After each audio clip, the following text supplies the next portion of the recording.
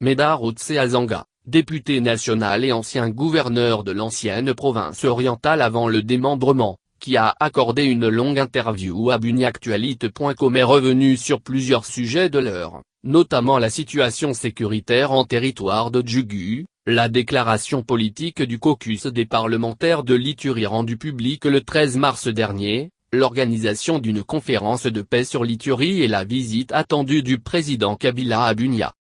Pour ce qui est de la situation sécuritaire de Djougou, l'honorable Otse affirme avoir reçu en sa résidence des délégués de 2 communautés Landuema, accompagnés de certains de leurs élus. J'ai voulu comprendre ce qui les oppose. Il me semble qu'il y a des étrangers à l'Ituri qui manipulent les jeunes et les poussent à la violence, a-t-il déclaré, ajoutant qu'en sa qualité de doyen des politiciens en province, son rôle est de conseiller. Je leur ai rappelé leurs investissements qui ont bâti Bunia et toute l'Ituri. Je leur ai aussi demandé le but de cette guerre. Enfin je les ai invités à réserver un accueil sans précédent au chef de l'État.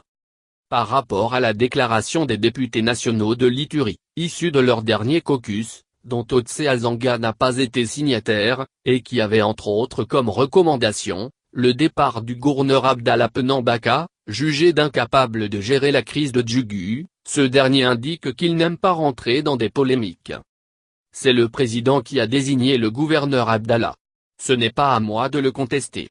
Je suis fidèle au chef de l'État, a-t-il fait remarquer. Concernant la tenue annoncée par le gouvernement central d'une conférence de paix sur l'Ituri, Medard Otse souhaite qu'elle soit ouverte aux autres communautés de Congolais ayant choisi de vivre en Ituri. Cette conférence ne concernera pas seulement les 21 communautés originaires de l'Ituri. Elle devra inclure aussi les autres Congolais qui ont choisi s'installer en Ituri, nous a-t-il confié.